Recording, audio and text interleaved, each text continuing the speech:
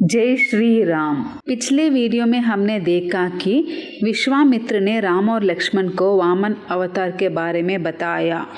उसके बाद राम और लक्ष्मण ने विश्वामित्र से कहा, हे ऋषिवर, हमें बताइए कि किस समय वे राक्षस यज्ञ को भंग करने आते हैं। बताइए कब हमें इसकी रक्षा करनी है। वो क्षण व्यर्थ न जाने दीजिए। ये सुनकर सभी ऋषि प्रसन्न हो गए और उन राजकुमारों की प्रशंसा की जो युद्ध के लिए तत्पर थे। ऋषियों ने कहा, हे राम, हे लक्ष्मण, आज से 6 दिन और रात तक तुम दोनों इस यज्ञ की रक्षा करो।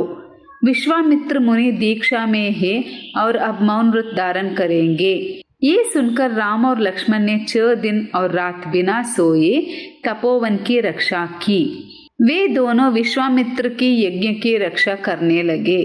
छठे दिन राम ने लक्ष्मण से कहा, लक्ष्मण, सावधान रहो और तैयार हो जाओ। ऐसे कहते ही यज्ञशाला की अग्निकुंड तेज ज्योति से प्रज्वलित हो उठा। यज्ञ विधि पूर्वक मंत्रों के साथ चल ही रहा था कि आकाश में भयानक गर्जना हुई। तभी 2 राक्षस मायावी रूप धारण कर आकाश से उतरे। वे थे मारीच और सुबाहु अपने अनुचरों सहित। वे रक्त की वर्षा करने लगे। अग्निकुंड रक्त से भीग गया।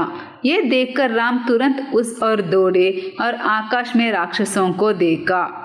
जब वे दोनों यज्ञ पर झपटने लगे तो राम ने लक्ष्मण को देखकर कहा, लक्ष्मण, देखो इन दुष्ट मांसाहारी राक्षसों को।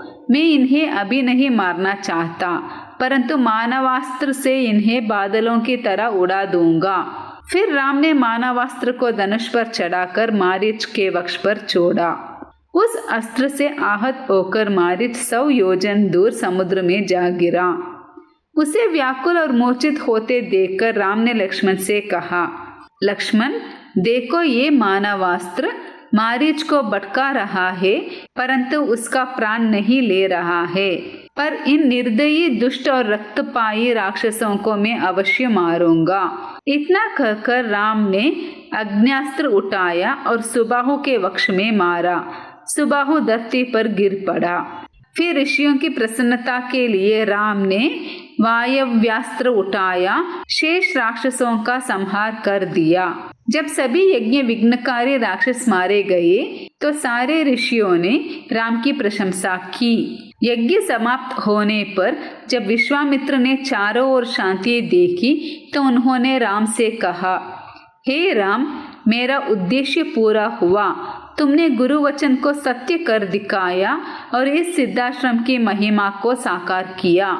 इस तरह श्री राम ने विश्वामित्र के यज्ञ का रक्षा की। अगर आपको ये कहानी अच्छी लगी तो कृपया लाइक, शेयर और फॉलो कीजिए।